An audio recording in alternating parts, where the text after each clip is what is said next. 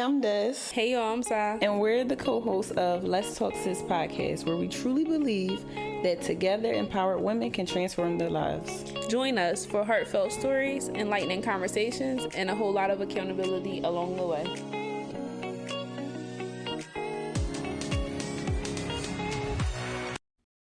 Hey y'all, so we're back with another video. Hey.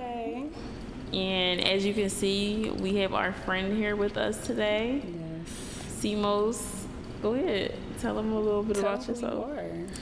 Well, you guys know me as Simos. I believe the rest of the internet knows me by a couple of different names, Bluffa Boy or Approved by C, all depending on what you're coming to me for.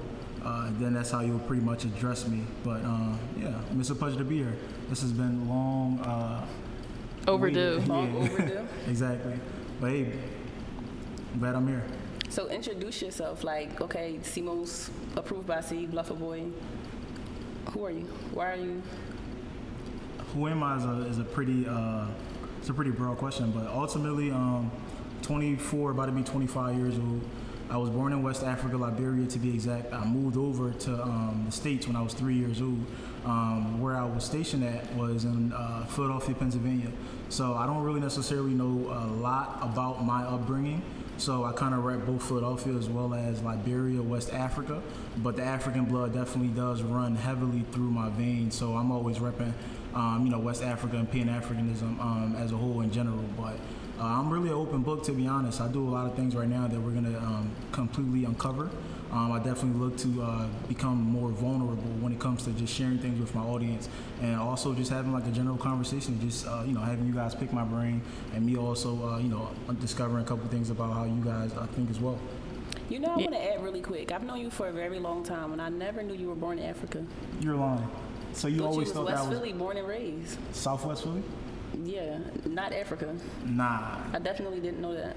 So the reason behind that, I probably would say, and this is something I've been battling with for a long part of my life too as well, as far as just like having like a identity crisis, right? Whereas though I feel as though that when I was younger, I was bullied into believing that I wasn't African, right? Just because I felt as though that I was kind of in the middle.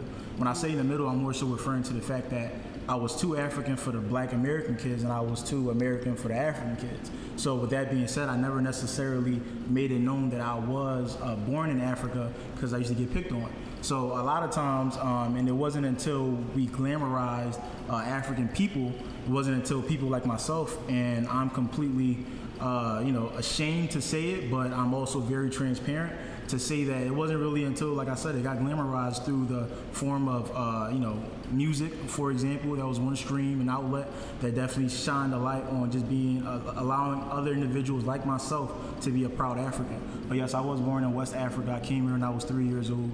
And I mean, I didn't come from the best family. I also didn't come from the worst family, honestly. Like, I think I had a pretty below middle class upbringing. I didn't get everything that I wanted, but I definitely believe that I got everything that I needed for sure. Okay. And not to overpower, but I heard you say you felt like you had an identity crisis a little bit. Yeah. Do you feel like you've overcome that, or is that something you may currently still be battling? I think every 5 years as a human being, you definitely change as far as like your mind state, right? As far as the identity crisis, the reason why I feel as though that I had an identity crisis was simply because, one, I didn't really necessarily love myself, right? And I realized and I knew that I didn't love myself because when I looked inside the mirror, I wanted to fit a more Western European type of look, right? So I remember when I was younger, I had my mom perm my hair. So why did she perm my hair? Because when I looked on television, right, which is one form of media, I started to realize that the people who I idolized didn't look like me, right? So with me perming my hair, I felt as though that straight hair was better than, me being nappy and happy. Yeah. Because I used to get picked on in school. So because I used to get picked on in school by a lot of kids who looked just like me, black and brown kids, but they were born here, and I believe they suffer from identity crisis too as well, because a lot of the information that they teach in African American history is whitewashed, right? And a lot of white people, they white out their sins and everything like that. That's why there's such a push and a movement and agenda for them to remove, slavery and the abolishment of everything that has to do with it within the school district breaks right now as a whole, especially in Florida. And I believe the governor was saying something about that. So, but most definitely, I talk a lot. Like I on top of the question, but yeah, for sure. So I definitely, just to bring everything back, I definitely think now with the help of my family and also social media and just me wanting to identify myself as a actual, African, individual. I think now I'm starting to realize who I am, and that's just me being more self-aware and subconscious of where I come from. I love that for you. Thank you. So I kind of want to dive a little bit into your transition. I feel like I've known you for, I don't know how long it's been, but the past few years, but within like the last, what has been like 2 years or so since you've been here in Houston? Yeah, I want to say going on 2 years. Yeah, within the last 2 years, I feel like it has really been a pivotal transition for you in life, not only as far as business, but definitely personal. Because I remember when I first moved here and you were deciding on moving here, we talked about the space that you was in and stuff like that. So do you mind sharing some insight about where you coming from prior to relocating to Houston, or Sure. what period that was like for you in life? So prior to me moving to Houston, I used to live in Philadelphia, right? But prior to me even living in Philadelphia, I've been around a couple times. So I actually used to live in the DMV area, so Richmond, Virginia, DC, Maryland, by the way of my sister and other family members as well. And I also used to live in the Atlanta area, but when I was in the Atlanta area, I wasn't necessarily as comfortable. But just to cap everything off, I was coming from Philadelphia. Now, coming to Houston was one of the best decisions that I ever made inside my life, and I feel as though that your environment shapes your reality. So because I was in such a crime-invested city like Philadelphia, and I love Philadelphia, my blood definitely, touches Philadelphia, because at the end of the day, even though I was born in West Africa, a lot of my upbringing, 21 years of my upbringing, came from Philadelphia. But I realized that in order for me to grow, I needed to get uncomfortable. So one of the biggest decisions I had to make was moving away from people who I loved and people who essentially, wanted the best for me. However, they couldn't necessarily give me the best narrative simply because they were still looking to, figure out their own life themselves and their own life, themselves as well. But I chose Houston as opposed to a lot of other different cities. One, because Houston has a thriving community of other entrepreneurs, just like Atlanta does, right? So when I was in Atlanta was very exciting. It was very fast. It was I wouldn't necessarily say it was a city of such where as though it was up and coming, just like how Houston is. I feel as though Houston has a lot of hidden fun activities. One. It's just a hidden gem in general as a whole, to be honest, right? But I wanted to come out here and I wanted to definitely be uncomfortable. So one of the things I wanted to do was, instead of me living by myself, I wanted to get a roommate. So finding a roommate for me was actually very simple. The reason why it was simple for me was because I wasn't afraid to network. So with the space that I'm in, with me being inside the credit space, I was just I didn't even put out a post or anything like that on social media. I think it was very organic. I started to realize that the world started to essentially gravitate more so towards my personal interests, and it started to bring other people who fell in alignment with whatever my agendas were. And that's how I was able to meet someone who's still a very good friend to me today, and we became roommates. So when we moved out here, unfortunately, the decision was made very quick, but I already had my mind made up that Houston was definitely going to be somewhere that I spent a lot of time at, simply because of all of the great things that I've heard about it. And prior to me even visiting, the city just essentially stole my attention, to be honest. And I got a deep love and compassion for Houston. Outside of it being such a bustling and hustling type of city, it's great for entrepreneurialism. The food is great. The women are beautiful. The weather is awesome.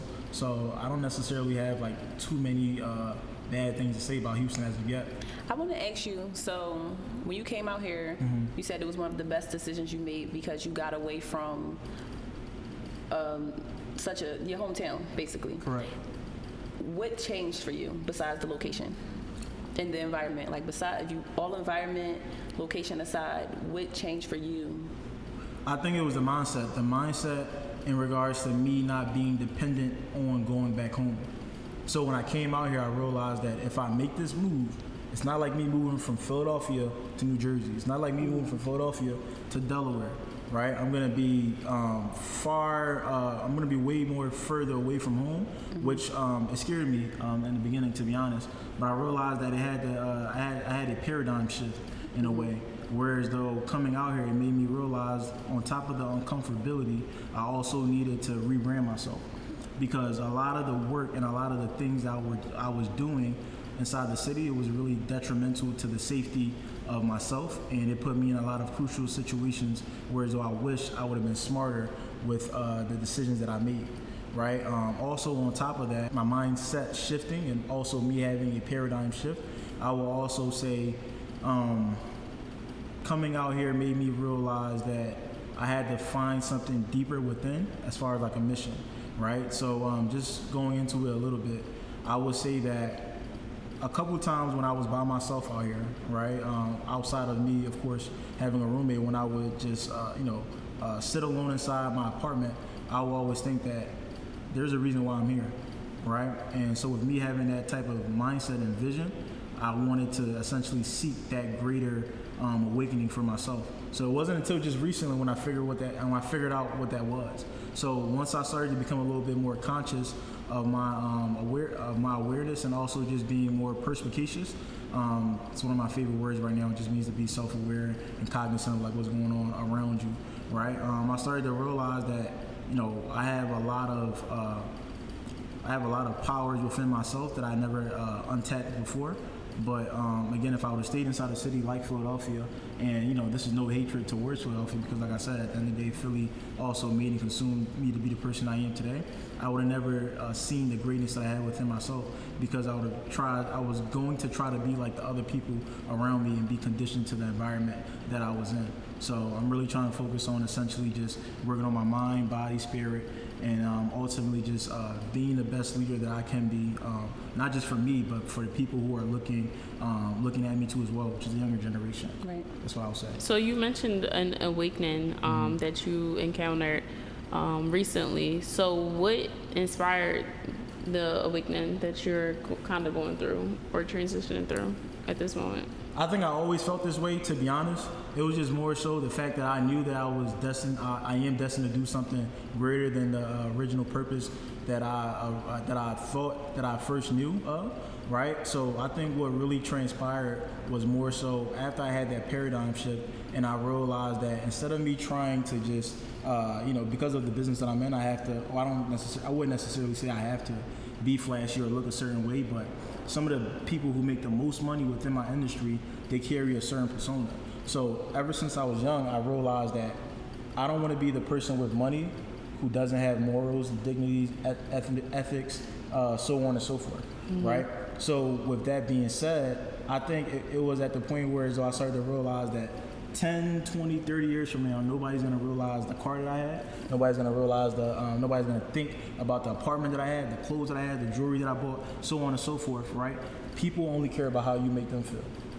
So when I realized that people only care about how you make them feel, I started to switch the transition from me looking a certain type of way into me actually thinking and becoming more self-aware of how I can become a better person just by. When did you make the switch? I would say I made the switch literally going into the new year. Yeah, that's dope.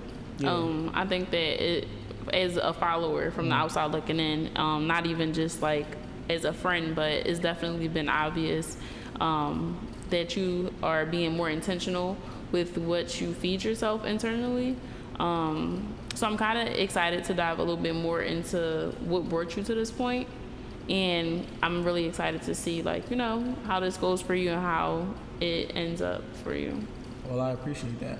So I know that you just touched on something that I actually made a post about recently. And I basically told everyone on my social media platform that I'm going on a cleanse. So everybody has a different type of cleanse. I'm going on a specific cleanse in regards to restraining myself from listening to anything that is toxic to my mind, right? So just as you can think and grow rich, I also think that you can think and go broke as well too, right? With the type of information that you consume, because what entertains you trains you, right? What you tune into, you turn into, So with that being said, with African American music, with rap music to the African American community, I feel like it's just pushing nothing but death and destruction, right? So there's always, fuck that bitch and kill that person. It just sounds all the same to me. Yeah. And I think you mentioned something that I think is very valuable. In the beginning, when you were introducing yourself, you talked about how there was a culture shift that took place at a very young age, and that's why you were influenced to essentially like change your hair texture, right? And you said that it started from watching television. Exactly so. And that's media, and I think that I'm glad to see that people are officially catching on to how much control and power that media has, whether it be social media, television, the radio, music, or whatever. There's all these different outlets, but it's definitely the sole reason of what influences our culture specifically as African Americans or people of color. So yeah. we're actually slavery wasn't technically abolished. They just figured out a different way for them to push slavery. So now it's a form of digital slavery, right? So a lot of us content creators, because that's what we are, right? We're content creators. We dedicate a whole lot of time and effort and energy and even resources and money into making digital content, right? But what a lot of people don't realize and know is that this is also a form of slavery because it's a form of labor, right? So there are a lot of people just like you and myself that make content, and we post this content, and this content contains a lot of data, information, and personal, stuff like that too as well that we upload to this platform, right? And essentially, these platforms know more about us than we know about ourselves, right? So when you think about slavery during the times of slavery, right? You have oppressor, right? And you also, you had oppressor, and you had somebody who was oppressed. So I feel as though the labor that we put into, just making like the content that we make today, none of us necessarily think that, it has some type of leeway towards like slavery, right? But going back into what I was saying, with artificial intelligence, that's going to essentially wipe out a lot of jobs. So I made a post today, it's completely off topic, but I made a post today on my story basically saying that when my kids, are old enough to, make the decision on whether or not they want to go to college or not, I'm gonna more so be pushing for them to go to trade schools, right? Because once you have, once you have the skills to pay the bills, then it doesn't necessarily matter whether or not you have a degree or not, because with AI, it's gonna wipe out all the other jobs out there too as well. I agree with that 1,000%, especially the trade school idea. I'm not sure. You said you posted about that? Yeah, I just made a post about that recently. Yeah, because AI is completely taking over, and although before AI was a thing, I went to college, so I'm able to say I don't think college prepares you to be financially successful in any way, shape, or form. Honestly, sometimes, and each his own, but I think a lot of the times it's really set up to push you a little bit further behind. And today's time is just getting worse because people can't even get jobs with degrees. All right. And they don't offer trades in your regular university. So they used to though. In the 1970s, that's when they got rid of it, right? And then afterwards, in the 1980s, that's when the crack epidemic came about. The reason why they stopped doing so was because they started to realize that at the end of the day, 70 to 80% of African American people earn their living off of labor jobs. So in order for them to get African American people off of those labor jobs, whether it was like HVAC, plumbing, electrician, so on and so forth, what they had to do was they had to take it out of the school system.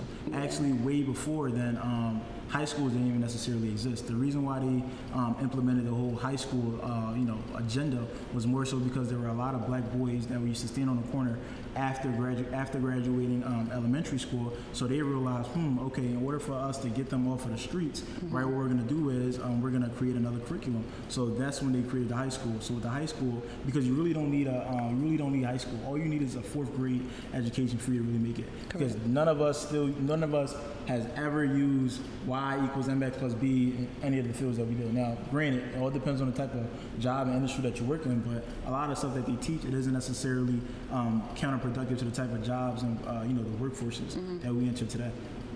So it's completely useless if you ask me in today's time. So our parents, I think, prepared us for a world that doesn't necessarily exist. Exactly. Yeah, that's how I feel. So I have a question. I kind of want to shift the tone a little bit. I feel like it's very informative, very serious. Like I want to loosen up, and I want to, yeah, I was going to say, let's really get into it. So just going back to, you said so much in such a short period of time. You made a valid point about you transitioning and your new approach, and you realizing how powerful the content that you create is, right, and your influence behind it. Do you think that it is a sacrifice going into this newfound journey that you're on, that you'll have to make as far as content making and content marketing and things of that nature? Yeah, because it's gonna be young black and brown boys and girls that look just like me, that's looking at my content and just necessarily like thinking like, okay, well, again, like I said, they're gonna look up to me just because of how I dress, how I look, and the things that I have. So I don't want to necessarily manipulate them in the wrong way. That's how I feel. So the content I make now, like you said, I'm making it more intentional as opposed to just putting anything out there just to go viral. So there are a lot of people who do that, and they don't necessarily realize that there's, other people, well, there are younger people, let me say, that are looking at them and they're looking up to them. So it's not that I'm more so changing how I'm making the content, but it's more so I'm actually redirecting my thought process and realizing who is watching the content, if that makes sense. So would you say before this shift for you, were you more so just selling the lifestyle? I think I was definitely more so just selling a lifestyle because I think that's what pushed. So a lot of the stuff that I've done, and I would say I'm definitely a victim to it. So before I point the finger at anybody else, I'm gonna point that shit at myself. I feel as though that way before I was just looking to go viral any way, shape, and form that I could. Now it's more so like I don't really give a fuck about going viral, to be honest. If I go viral, I want it to be off of something that's gonna be more so beneficial to like my community, if that makes sense. Yeah, right? That makes a lot of sense. So that's what I feel that for sure. All right, so this might be left field, but what's your love life like? Wait, but I'm sorry. Before we completely change the conversation, can I ask one more question? Sure. So would you consider yourself an influencer? I would definitely consider myself an influencer because I've gotten direct deposits from Meta. So yeah, I can definitely say I'm an influencer for sure. Okay. And you had a question? Yeah, what's your love life like? My love life, I definitely have somebody that I'm entertaining and that has been entertaining me for a very long time too as well.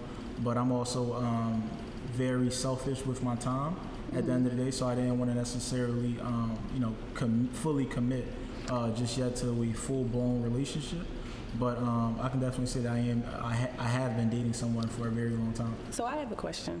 You said you've been entertaining this person for a long time and they've been entertaining you. Right. But at the same sentence, you said you're selfish with your time. So is that the reason why you say that you haven't fully committed?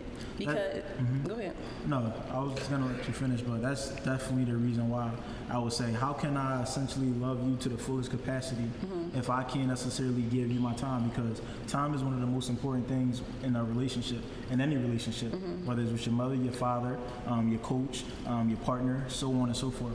Because when you give someone your time, you're giving them a portion of your life that you'll never be able to get back again, right? So now what I tell her, right, and what I have told her in the past is don't commit to me, commit to evolving and I'll meet you there. So with that being said, I feel as though that it would be very selfish of me to say, hey, I love and I want you and I cherish you. However, right, I cannot do X, Y, and Z and commit myself to you fully simply because I'm still young and So do you feel like do you feel like you arrived to a point of saying like a relationship is a distraction? A relationship with the wrong person is a distraction. So I feel as though the downfall of a man can be a woman just as the uprise to a man can be a woman. So I wouldn't necessarily pin it on a relationship. I'll more so put it pin it to a person. Because at the end of the day, if we're talking about how that relationship that you just mentioned has to do with my socioeconomical, gains when it comes to just business in general. Every single dollar that you ever made came from a relationship. It may not have been a romantic relationship, but you can literally get rich off of networking with the right people. So with that being said, I wouldn't really blame a relationship of any sort. So why I think can't it's you a give her person. your time?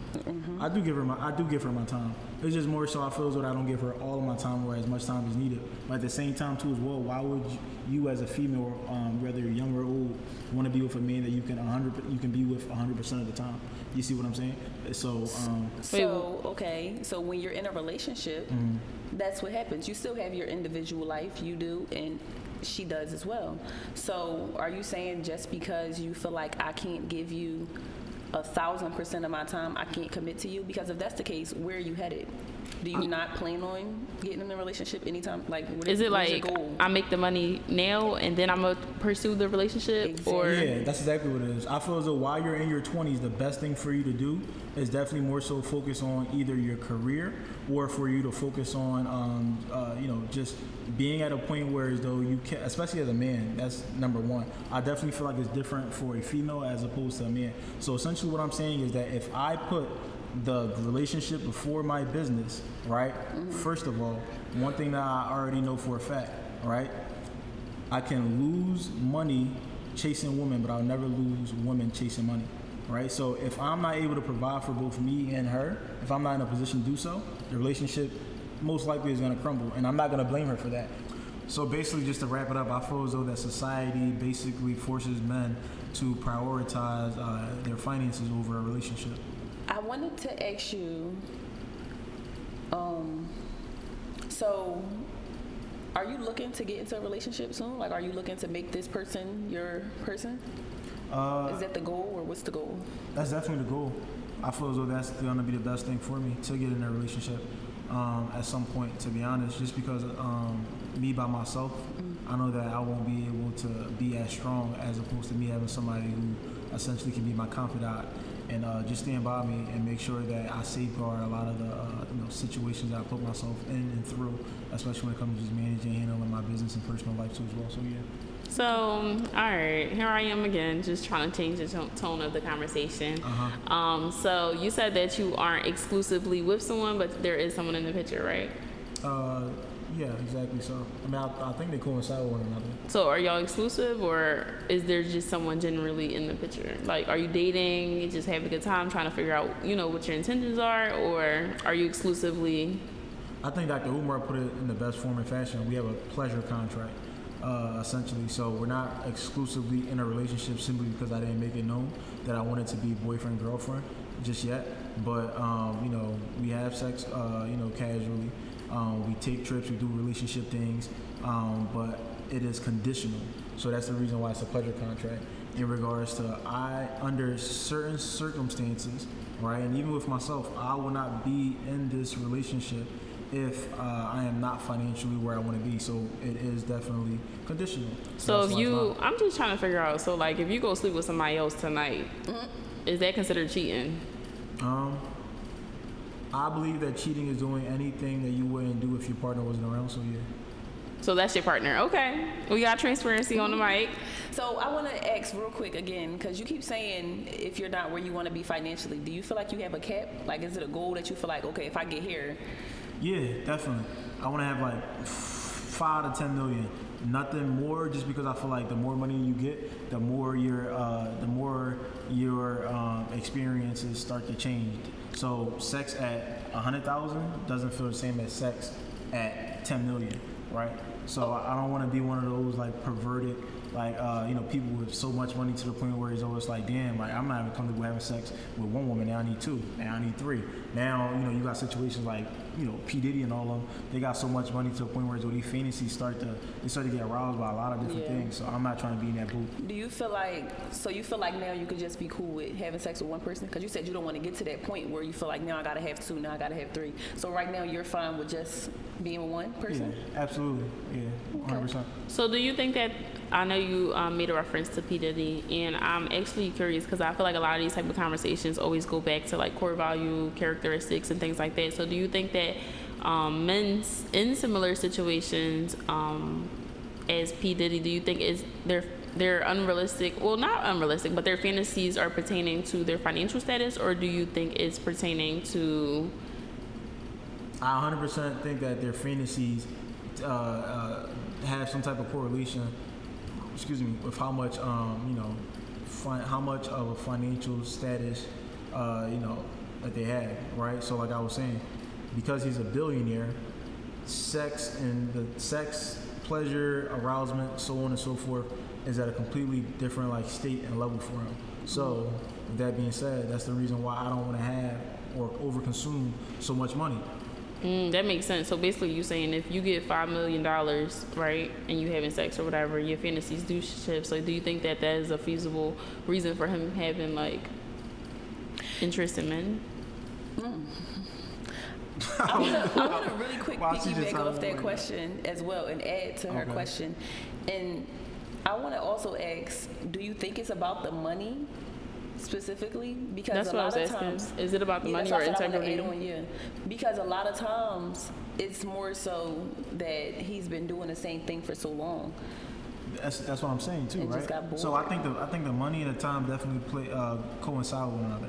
But also what I'm trying to add to it is the lifestyle too as well. Yeah. When you think about it, he might get tired of just sleeping with one girl. Got you. So now I just made that number of 5 to 10 million. I don't know what that is, but what I'm saying is I definitely want to hit that millionaire status. Whereas I feel as though when I hit $1 million, then I'll be well over like my financial needs to the point where as though because of inflation and everything, think about it, 100,000 ain't worth 100,000 no more, right? So at $1 million, I'll be well over where you trying to be for yourself, exactly. right? So I could provide for me, myself, family, generations to come. Generational wealth is the overall goal for me, to be honest. Yeah, I definitely agree with that. I think as we grow, or at least attempt to gain or grow our finances, our experiences within the perimeter of life change for sure. Solely, but I still don't think that's excusable to be playing in another man's butt. But that's neither here nor there. I also seen a video recently, and a guy was, I guess, kind of similar. He was an athlete, and he was speaking about how during his entire career coming up, he felt like he was having sex with so many different women, it became the same thing. And he said he had all types of sex, did all types of things with all these different women, but over time, it got boring. Because still, different women feel different, all that type of stuff. But a woman is a woman. And he said it was the same thing. He felt like he had sex with so many different women. So you go try somebody else? So many different times in so many different ways. So was his announcement on the internet. He said his solution was he stopped having sex for like a year or 2 years, something like that. Because he was like, he was noticing himself getting bored with women. He was like, and it was starting to scare him. How bored he was getting or how over it he was getting. He was saying so typically that's why he think men, and he was saying basically he understand why men go to other routes with transgenders and the other areas. He was like, because just having sex with women was getting boring for him.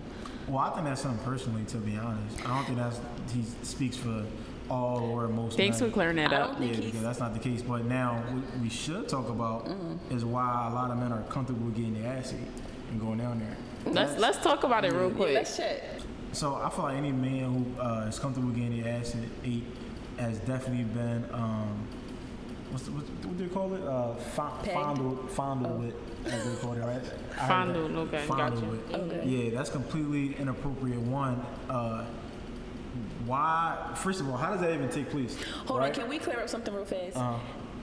The issue we're talking about labeled straight men getting their ass ate. Exactly. We're not, How do you consider yourself a straight? How do you consider yourself a straight man? You're getting your ass ate. First of all, the first thing that comes to my head psychologically is the position, right? So only one of two ways I can think that is going to happen. Yeah. So first of all, at no point face down, ass up. Basically, so the other way you're doing it. Because if you're lifting your legs up, that's right, still wild. You have no control at that point. One, so now she's dominating you. Right? Either way, she's dominating.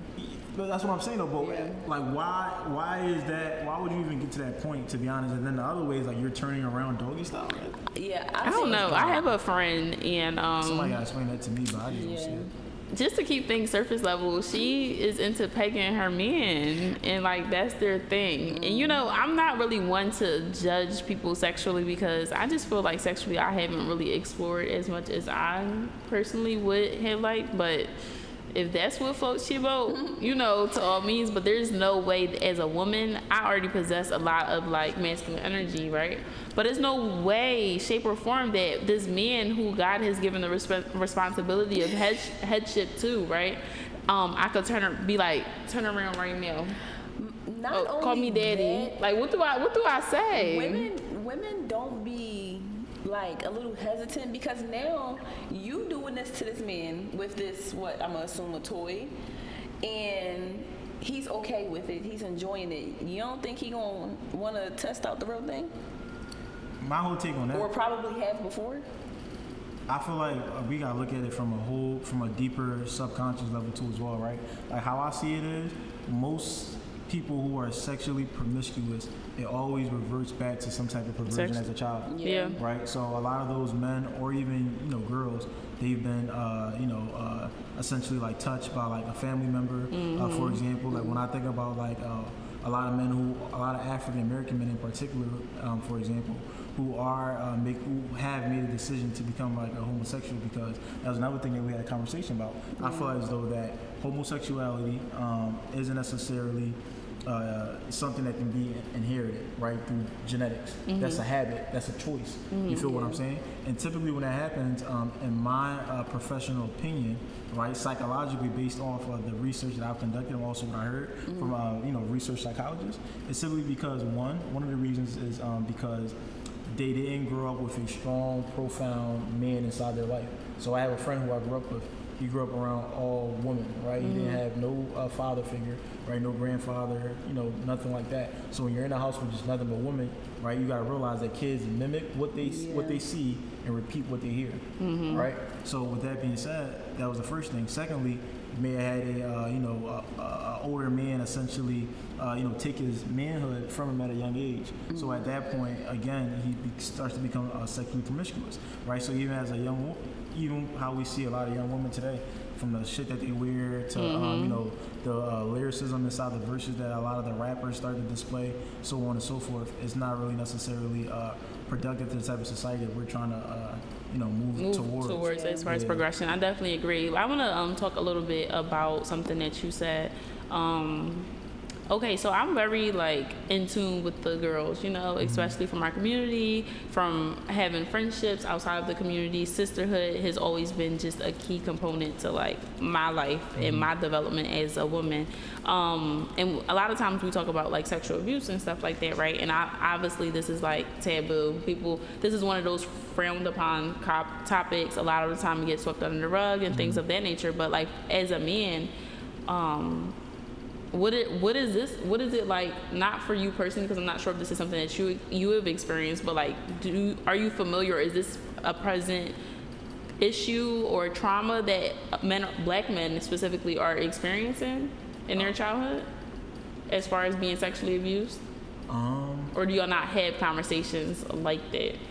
I think a lot of black men in particular definitely probably went through something like that. And it may not even be from a homosexual point of view. Yeah, but no, absolutely. Even been like a woman, like touching a young boy, at a adolescent age, right? But I also feel as though that a lot of men don't necessarily have a voice, right? So who can they run to have these uncomfortable conversations?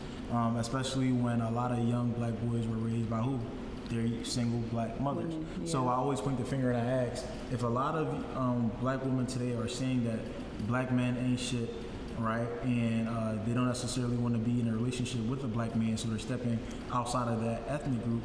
You have to point the finger back at yourself and realize that most of the black men today, right, in general, were raised by single African American mothers, right? So with that being said, a lot of us have also been emasculated, right, to the point where as though it's like, for example, I had a conversation with the girl that I'm dealing with, and I tell her all the time that if we're walking down the street, for example, right, let's just say walk past a group of guys, and a group of guys says something, very like disrespectful to you, prerogative to you, right? Depending on the type of female that you're with, a lot of females, right, will essentially require or assume that I would, go out of my way to put myself in some sort of danger, right, to protect her verbally, but sticks and stones may break your bones, but words should never hurt you, right? And depending on the type of female that she is, she may look at it as he's a coward, right? He doesn't, he's not somebody that's gonna, stand up and defend me, so on and so forth. But as a man, we have to realize that men and women don't view violence the same. You and her can fight right now, and 9 out of 10 times, it may and will not result in death or any real physical harm. When 2 men fight, right?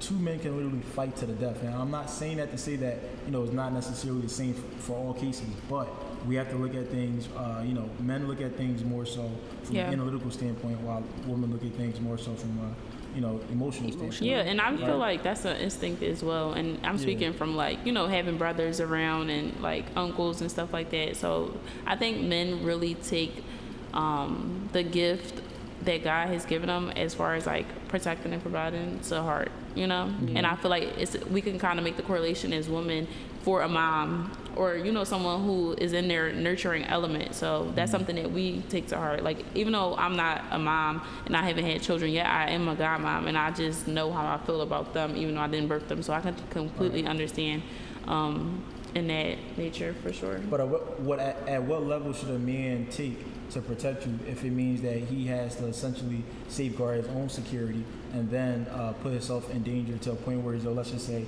he was to overreact, right? And he protected you, and let's just say he pulls out a gun or he gets into a fist fight, whatever the case may be, and then he goes to jail. Then you gotta think, okay, boom.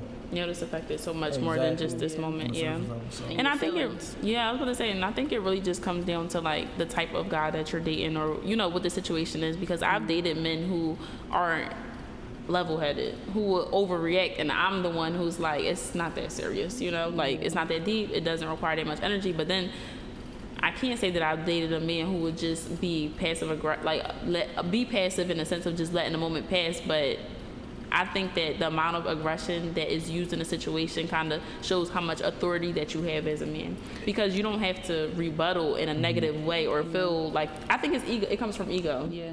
Ultimately, a man feels disrespected or his ego is bruised if somebody's hollering at his girl. But then there's another type of man who will take it as a compliment, like, oh, thanks, bro. Right. You know what I'm saying? So I think it really just comes down to that. So I actually have a question for you, Sai. As a female, as a woman, and you're out with your man, and guys are giving disrespectful cat calls, and your man walks and completely ignores it, try not to say nothing, come on, don't worry about it, but they're continuing to be disrespectful and make cat calls, but your man is not responding at all. How do you react to that? What's disrespectful cat calls? Because I'm from Philly, so I'm used to the No, when I'm saying disrespectful, calling you out your name and stuff like that. And I'm asking this question because I'm referencing it to a movie. The movie, it don't matter, but this happened, and the guys was like, they tried to come at her, and when she basically kept walking, ignored them, it's the, oh, bitch, and disrespectful stuff. Start disrespecting you once they don't get, I guess, attention or the reaction that they wanted in the first place. And your man is not defending you. What do? You keep walking like it's not happening? Personally, I don't think I'm mature enough. So if I was put in a situation where I was walking down the street with my man or whatever the case may be, and a group of men said damn beautiful or whatever the case may be, I would expect my man to say thank you, or I know, or that's mine, or whatever the case may be, if said anything at all, right? Now, if it's they get turned down or I'm completely ignoring them and their ego is hurt and that's forcing them to be rude or disrespectful, at that point, I personally would like for my man to speak up.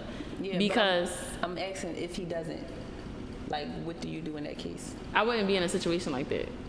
But I'm asking that question because C basically just said he feel like the higher road as a man would be to walk away and not say nothing or not. But that's logical, and I think that in a situation where you feel disrespected, it takes a very mature. That's why I started this off by speaking on maturity. But I think that in a situation where disrespect is present, it takes a very level-headed and mature, logical person to process that side of emotions first before feeling whatever emotion they feel in that moment. Right. So me, I started this off by saying I'm not that emotional. However, if I was with a man, I would prefer for him to take acknowledgement in a sense. But then also, if it does turn to a point of being disrespect, then I would like to feel defended for it, because it's going to, if that was, let me answer your question from a hypothetical stance. If that was to transpire, I would look at him differently. See, what you just said is the exact reason why I believe that it takes two parents in a household to raise a child. Your reaction right there was completely feminine. There's nothing wrong with that. But I believe that it was completely feminine. The reason why I believe that it was completely feminine is because when you think about, again, how a lot of, especially black boys, were raised by their mothers. Guess what? Whenever your mother gets mad, she did what? She beat you, right? Why? Because, again, biologically speaking, that was her reaction. So a lot of women react, right? They're reactive. Men are supposed to be proactive. So, again, if me as a man in a situation like that, right? And again, if it's one person who's saying something as opposed to a group of people, listen, I can't beat up a group of people, right? Now, as you said, to your defense, right? If it was one person, even if it was a group, if it was something, she's good, so on and so forth, that is understood. Now, if it's just strictly, verbal disrespect and there is no type of physical like altercation or anything like that taking place, I don't feel as though a man should put himself in a position where as though he gets vulnerable to the point where as though he's emasculated based off of your own opinions because he believes that he's not man enough, he's not a man if he doesn't react, is the exact, and I feel as though that if a man was to react in a situation like that, that could be the very reason as to why he no longer has his freedom. Yeah, right? I definitely agree. I'm not, challenging your perspective at all. I think that as a man, that is what you're supposed to say, being as though you're a more logical creature than it coming from a female's perspective. But I still stand beside what I say. But I don't think that you're wrong at all. Destiny, how would you feel? I'm interested to hear your perspective. I would feel like you can't protect me.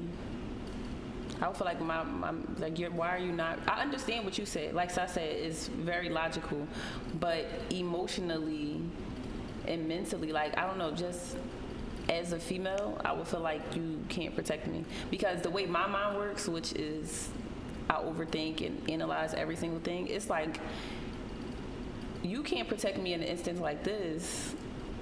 I can't really trust you to protect me in any other given situation.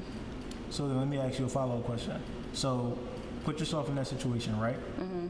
You and your guy, you're walking down the street, like she says, it starts with an initial catcalling. Catcalling doesn't work for whatever reason. Let's just say you guys are, prolonged at that exact location. Now it starts to get more disrespectful, so on and so forth. Like, what is your exact, what are you essentially looking for your dude to do in a situation like that exactly, right? Like, as far as like, what type of reinforcement should be taking place in your opinion? Are the roles reversed? Are the roles reversed? No.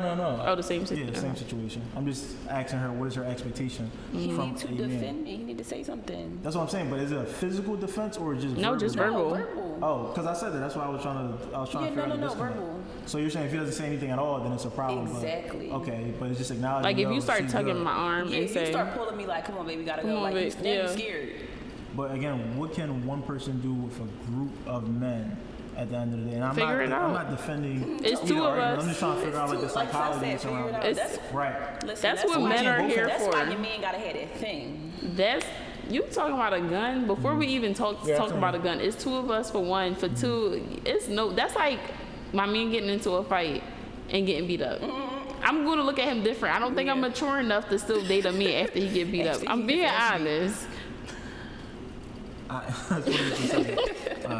Now I'm only laughing because I had a situation like that when I was younger, and I was in a relationship where this is the funniest thing ever, right? My girlfriend at the time, I had a boosie fade, right? My cut was sharp. I remember those days when you had a boosie fade. Exactly. So me and her was walking down the street to get some water ice, right? Now this isn't a situation with a group of guys. This is just a bunch of immature teenagers. You feel what I'm saying? So we're walking down the street. So he's literally doing exactly what you guys are talking about, right? He's catcalling. He's making like smart remarks, like damn, see, like damn, she got like little shit like that. Oh, they knew you. Yeah, they knew me. Okay. Exactly. So I don't know if that changes the situation or not, but she's getting mad, like, why aren't you saying something? I'm just like,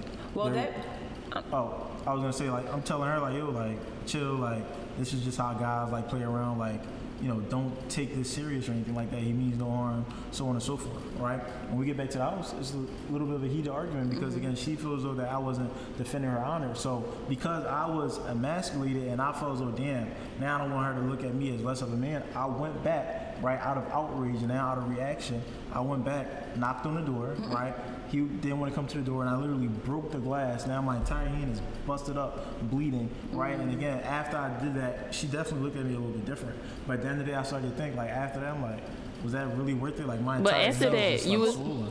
okay. So after that, you was still getting the yams though, right? Huh? After that, you was Before that, I was still gonna get the yams. It But- didn't change the fact that No. that's what I'm trying to I say. think no, but I think that knowing them made it worse. The fact that you know these dudes and you still not. It's like they opening don't your respect mouth or you. Defending me, yeah. It's like now they don't respect you. They saying, "Damn, see," and you know this my girl. They didn't know They that was my don't- girl. They just seen It don't matter. That's a girl that's on your side. no. Wait, let me Right, ask though. How old were you? I was probably like 16, 17. It's completely old. different. No, in ninth grade, boys do play around like that. That's what I'm saying. I don't Maybe think- not I in think front it's of like. But I'm- you don't say nothing back. The fact that you didn't say anything back to these guys that you knew. My whole thing was, it's all about energy for me. I'm all the way down the street over here. You yelling from a window. What? Yo, it was like it doesn't make sense for me. I'm not about to get out of character. Did you grow for up me to in react to a what type of home did you grow up in? Like, was your I mom grew and up in a dad? two-parent household. Okay, yeah. So I was about to say I think that plays a huge role in some of your responses, and I think that this conversation was really good because it provided a different perspective Yeah. for sure, especially in comparison to Destiny's and I's perspective. I feel like a lot of times we end up agreeing on certain things, you know. So it was kind of good to have that male's presence. So Yeah. and also you're our first male guest. I want to say I was over here smiling a lot because I'm just thinking about like how when we all first got down here, and I can remember back to literally you saying, "See, like, yo, my homegirl down there, y'all gotta connect, y'all gotta talk to each other. You know her?" And you sent me her Instagram, and I'm like, "Wow, Yeah, look at look us at now." Oh wow, I never even Networking. thought about that. This is Well, crazy. thank you Thank for you. bridging the gap. See, And I want you to. I'm sorry.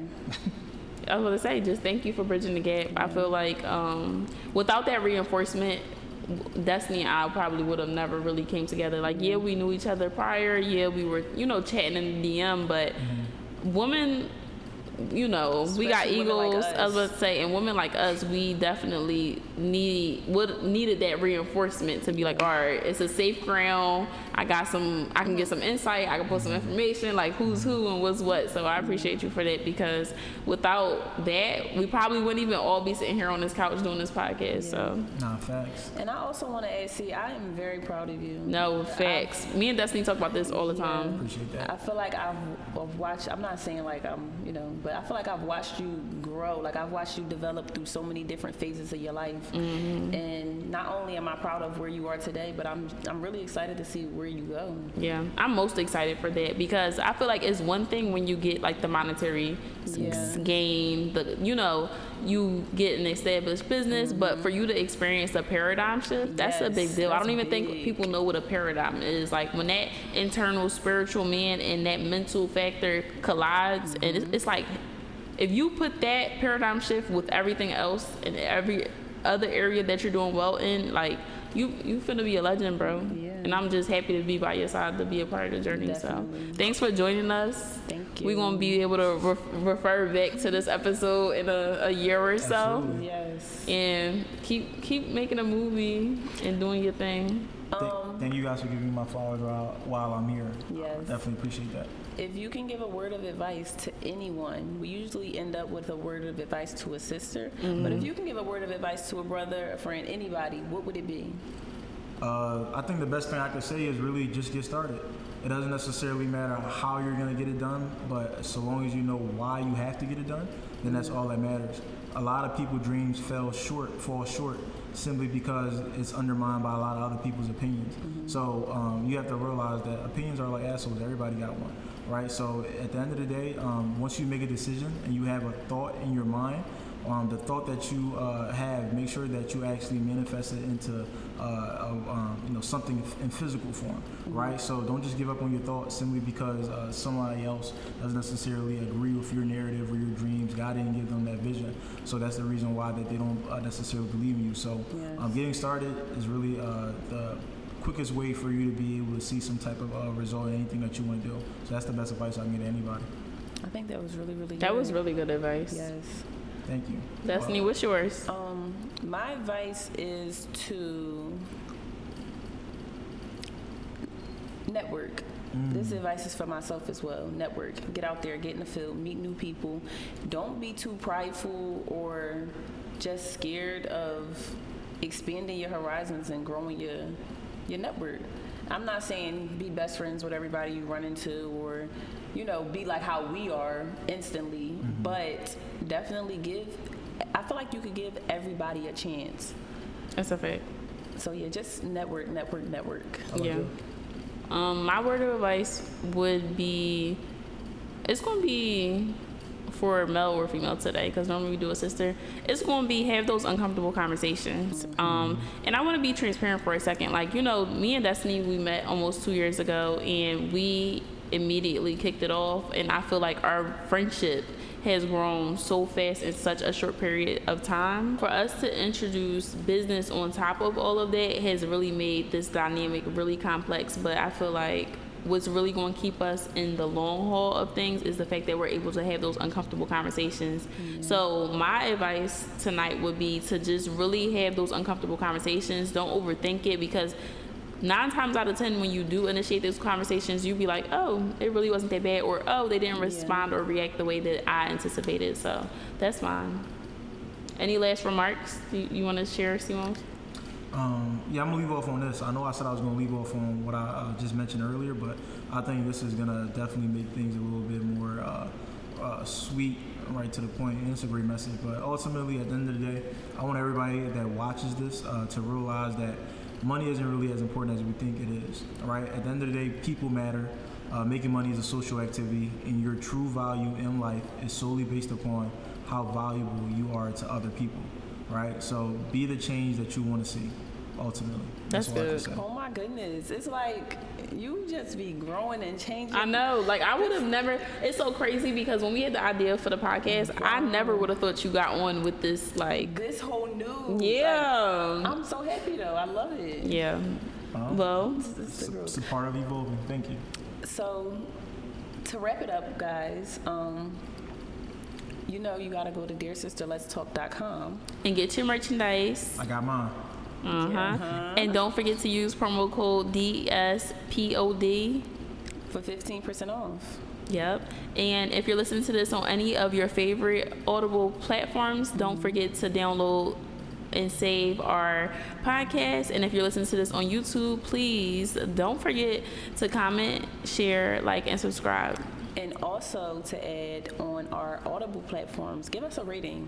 Give us a star rating, and also give us a comment. Let us know what y'all think. What do y'all want? What do y'all want to hear? And again, thank you all for watching. Thank you, C, for being here. Thank you. Bye. Thank you so much for tuning into our podcast, Let's Talk Sis, with Des and Sa. Stay connected by following us on all of your favorite social media platforms. And don't forget, use hashtag DearSisterLet'sTalk to find us. Wait, before you go, head over to our website or our Instagram and join our interactive community for a daily dose of sisterhood, where like-minded women fellowship, encourage, and create a safe space amongst one another. See you inside, sis. Toodles. Bye.